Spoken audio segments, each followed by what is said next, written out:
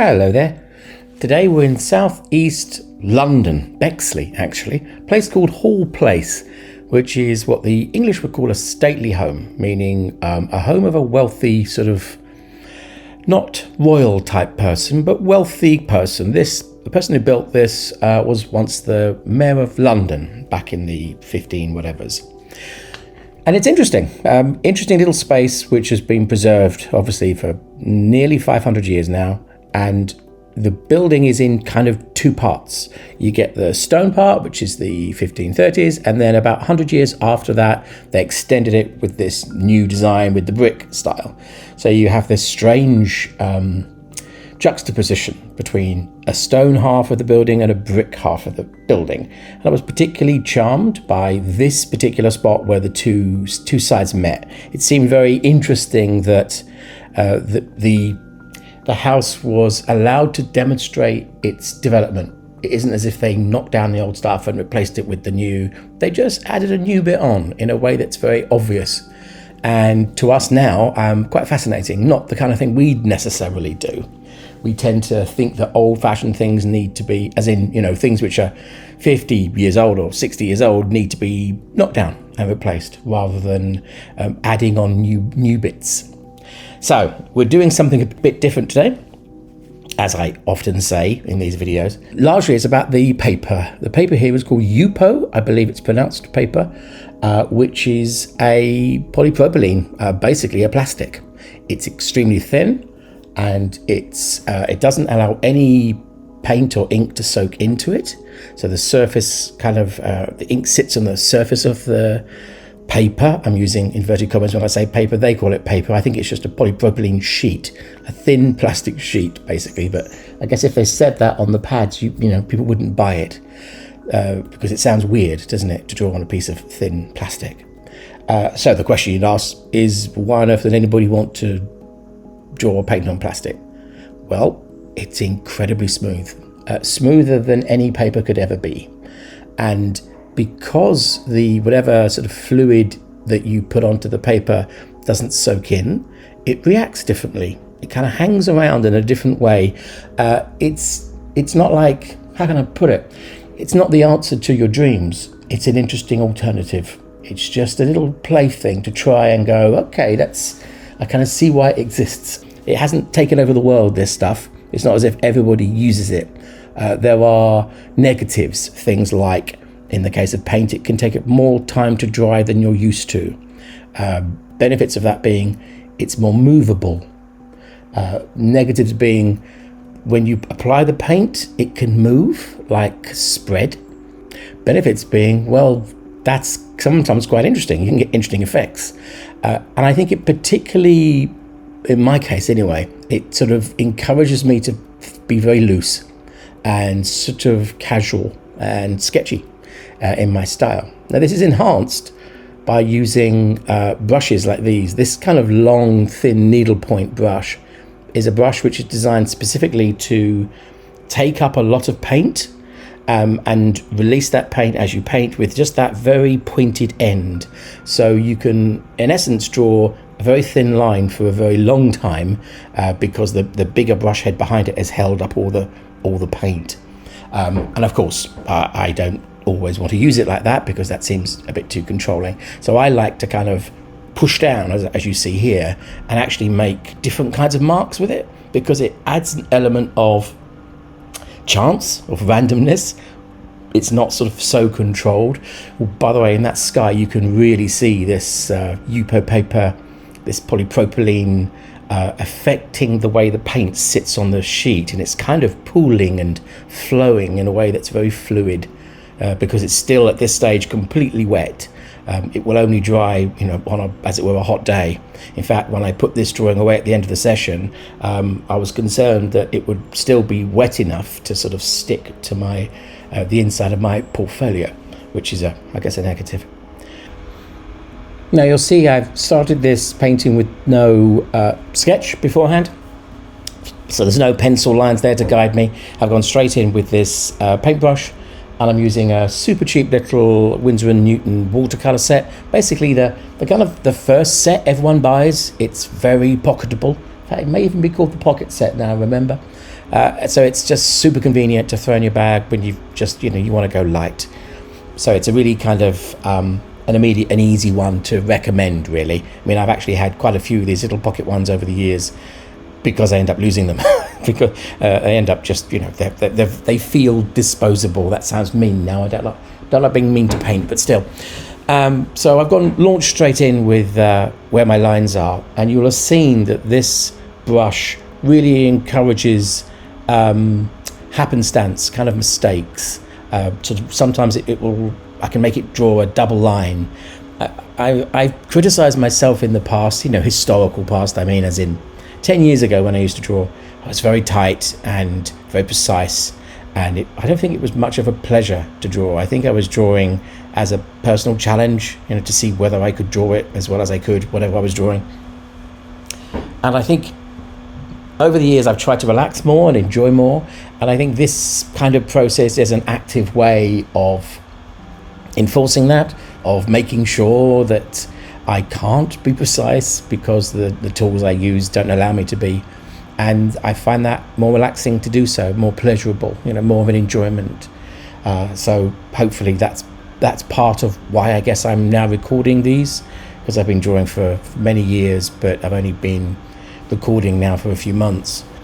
And I think if I'd recorded some of my earlier drawings, it would seem a bit precious and a bit weird.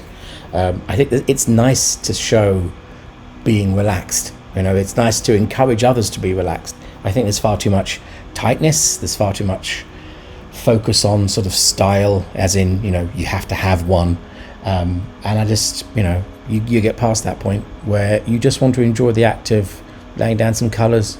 And as you'll see from the little video I've plugged in at the bottom left, I'm in no way trying to accurately respond to the colour. I'm trying to capture enough of the variation, I suppose, between these two elements, and in fact the hexagonal column becoming an element in its own right. But I'm really just trying to be happy while I'm doing it, and that sounds sweet. I'm trying to enjoy it, literally, so it doesn't feel like I'm at work.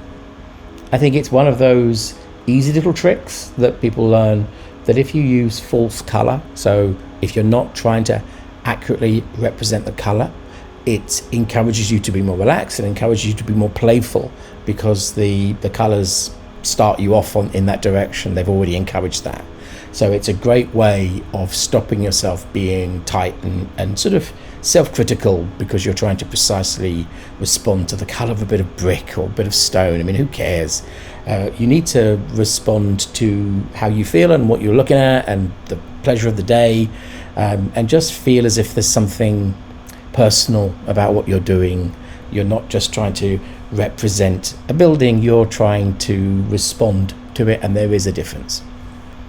Now, as is often the case with me, this is the first time I've used this paper with these tools. So this is my way of experimenting with what can it do and what do I want it to do and where are the problems. So I'm literally trying my kind of favorite tools at the moment. So here I am using my Indigraph fountain pen to see how it responds to the Yupo paper, to see how it responds to the other colors that have already been laid down. So often when I'm drawing like this, I'll lay down lines which I then supersede, I replace, I draw over the top of, with a thicker line, because it's my way of saying, okay, I understand what that did now, but I want it to be more or less or whatever it might be. I really encourage people to use multiple tools when they're doing a drawing, multiple kinds of pen or paint or brush or whatever it is you want to do, because if you bring different things together, they form their own kind of energy when they meet each other on the page. They kind of do a job for you. That sense of bringing I'm trying not to use the word style, but bringing some kind of look, shall we say. Here, for example, I'm using the Tom Studio Lumos, which I've loaded with fountain pen ink on the two ends of it. It's a double-ended pen, and each time I take it out, I top them up with a little bit more fountain pen ink, but a different color each time, specifically because I want to have a color in here that I can't necessarily predict. Now, for most people, that sounds like madness, that sense of not knowing what kind of color a pen's going to be. Of course I know in essence what colour it's going to be, but I want it to bring a bit of surprise to it. I want it to have a bit of personality. I want to feel alive when I draw that line. And sometimes you'll see me get a pen out, I'll make a few marks, and I'll put it away again, because I'm thinking, no, it's not your day today. I don't feel like it's for you. And with the Tom Studio in this case, I was thinking, oh yeah, you're doing a job for me. You're quite a brick-like, so it had its day. And then when I use the other end, which is with a different nib, this is a softer kind of brush nib with that kind of red style. Again, it kind of felt as if there was something it could bring to it. Now, it's not an accurate representation of that view, as I've said before. It's actually, in hindsight, wrong. Where that red line of the brick comes and the stone line, I'm kind of playing with that where I want it to be rather than where it really is. That's the whole sense of responding to it. You're not beholden to reality. It's just a drawing, and therefore it can be whatever you want it to be, and you can have an element of, if not fantasy, but choice in what you're drawing and how you show that drawing. And there's, as I say, pleasure in that. That's my whole point. That's why I'm banging on about it. There is pleasure in that choice, because you can make that choice and then change your mind. You can then start drawing over the top with different colors, as I do in this case, because it's all part of discovering what you want to do and where you want to do it. There's a real kind of exploratory joy. Now, having said that, there always comes a part in every drawing I've ever done where I suddenly look at the building in front of me and I look at my drawing and I think, oh my goodness, you've made some weird decisions here, John. Why this, why that? And it's part of the letting go quality of it. Sometimes the decisions are almost reaching into a bag and pulling out a pen without really paying too much attention what kind of pen it is. Sometimes I'll have the pen in my hand and I don't know where I'm going to make a mark with it yet. I literally allow the hand to make that decision. And as I say, often I then go back on that decision. And part of the process is to be able to work over the top. I mean, take this for example. I'm working on this tower, which has a very strict kind of chessboard style of squares. And the idea of accurately drawing those, which, you know, if I went back 10 years, that's exactly what I would have done. I would have taken an hour to precisely draw exactly where these squares are. And that horrifies me now, that I would spend time just drawing little tiny squares. So I'm continuously looking through this drawing for how to represent this quality in a way that's my choice rather than its choice. So lots of little kind of gridded marks in different styles, and overlaying information over the top of it in order to get that sense of complexity I'm looking for, so it doesn't feel too graphically controlled. It has that sense of playfulness or looseness. Now here we see I'm using the acrylic brush pens, which of course are my go-tos. Now these work beautifully on this kinds of paper. I should hasten to add, by the way, you know, people have that problem with watercolour paper where it wobbles and bubbles and you see them sticking it down with masking tape. Either that or they buy very, very thick watercolour paper in order to kind of prevent it from doing that warping when you apply too much water to it. If you're that kind of person where you kind of get annoyed by that wobble that paper does, try this stuff. If you can, you know, get a hang of the idea you're drawing or painting on paper, which in itself there's a slight moral question with, isn't there? But if you can overcome that, it doesn't warp. It doesn't affect, it's not affected in any way. In fact, I have a feeling that I could get a sponge out and completely clean off this drawing back to the pure original paper again, as if it's a piece of paper you could use, you know, an infinite amount of times. It doesn't seem to take any notice of what you put onto it in terms of being negatively affected or permanently affected by it. It just sits on top. Now you'll notice that I've sped this drawing up. The real drawing took twice this time. I've sped this up by 200%, twice times, whatever that would be.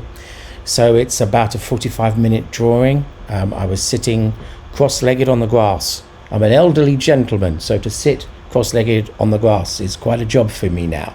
and my legs were going to sleep. So 45 minutes is about all I can handle before popping off for an ice cream. Now, I do record this footage sort of one-to-one, full time, whatever that would be called in camera terms, and I speed it up as I load it to YouTube here, just to make it easier, I guess, to watch in that sped up format. But I think there's a value in showing the entirety of the process, because I think you can start to see the hesitancy and the uncertainty as being something which I'm using to my collective advantage. That it's not just this kind of, it's not confidence, it's an exploratoriness. And that, I think, is what I'm selling here. You know, that's what I'm trying to encourage and promote, that sense that it doesn't matter too much. If things start to go wrong, keep drawing. I don't think I've ever done a drawing where sort of 15 minutes into it I thought, oh no, this isn't going to work, throw it away. I think every drawing I've ever done had that moment where I've literally thought, you have to, I have to start again. And don't. Just keep going, because I think most people, most human beings anyway, have that moment of self-doubt, of, is this one the one that doesn't work? And by all means, at the end of the drawing, if you look at the drawing and think, well, that didn't work, then you've learnt something really special. Congratulations. That's probably the best drawing of the week, the one that you learn the most from. Whereas the one that just looks great is, well, now you've got to be as good as that or better next time. That's far more pressure, far less of a result, as it were. So I really want to encourage that sense of, taking risks, but to the point where you can guarantee there's going to be error and, as it were, failure, because in that failure you're going to find things and come out the other side. There's bits of this drawing which are drawn horrifically and I like them for that. I like its kind of over the top courage, because I think you'll think I'm being a bit weird now, but I imagine the building enjoys it. I imagine the building's looking down and thinking, I'm 500 years old and somebody's given me some life. I'm being drawn how it must have felt, to be there 500 years ago when it was a special place, full of wealth and extravagance. And there's something about drawings like this, as opposed to more traditional styles, that I think respond to that kind of architectural energy, cultural energy that comes from old buildings. I think it's sad that we see an old thing and represent it in an old way. I don't know, that doesn't feel particularly interesting to me. I think trying to draw this in a modern way is more respectful and, of course, more interesting for me. Hopefully more interesting for you. Heaven knows. You'll let me know if it isn't. So we get to that interesting point of drawing, which every drawing reaches, where you think to yourself, is it done? And this drawing was just about going to be said to be done. And I just thought, shall I go back in there with that brush and some ink? I've got some calligraphy ink, which is waterproof and very interesting, very kind of intense liquid draw ink. And I thought, shall I just bring in some of the planting? I was just beside where the topiary animals were, and I could have included them in the side of the picture but didn't. And then I sort of right at the end thought, I kind of wish I'd brought in some of the planting and some of that energy that comes from the topiary. So I just started to bring in some little marks and really enjoyed them. I had to be careful. I didn't want it to look like blue flame, but I wanted it to feel like energetic planting, of which there is quite a bit, in this area. And I really like what this brush does. I mean, it's terrifying. In fact, some of the marks I make are errors. In fact, I think you're about to see one coming up. Where it just touched down in the back of the brush rather than the front of the brush. And there's nothing you can do about it. It's there. This is a very intense, permanent ink. I can't really rub it off because, almost half of the colour you see on the sheet is kind of still wettish. So by having a brush that you can really barely control, in fact, I personally can't control, I end up making undetermined marks, marks I hadn't planned, and I like that. And that's, I think, helps me to bring this kind of real expressiveness to this kind of sketch, or it has that sense of energy that actually, if I tried to reduce it knowingly, I probably couldn't, because I'm too tight, you know. I've been drawing too long, and I have too much of a sense of wanting to get things right. So by using a tool like this, I'm kind of helping myself into that place where it's wrong in a nice way. Good brush, this. Now, on a personal note, and bearing in mind that I don't know how long YouTube will last, but maybe this is listened to in 100 years' time. So for that reason, I'll tell you the truth. I was at a funeral this day in the morning, and I was driving back from this funeral, which was further down into the wilds of Kent. And on the way back, I felt like I needed to have a little stop. Funerals. And I'm dressed in my funeral suit with my funeral shoes, sitting on the grass and painting an old house in a way that felt right. So, without getting too weird about it, this drawing is dedicated to Stephen and his family. Final touches now, just adding some texture into that steps, the paving at the bottom here, using the same kind of marks as used on the tower, just to help the tower to kind of connect to it, kind of a drawing reference, if you like, that helps the eye to kind of lead up into the tower, to make the tower seem like it's the hero of the drawing. And that's it. Well, thank you very much. I hope you've enjoyed some of whatever I've done today. The drawing is sweet. I've enjoyed it. I've enjoyed the paper. I've enjoyed how the tools have worked on the paper. I'll be using it again at some point. And if you've been listening through to the end, thank you very much indeed. I do appreciate it. And I'll see you next time.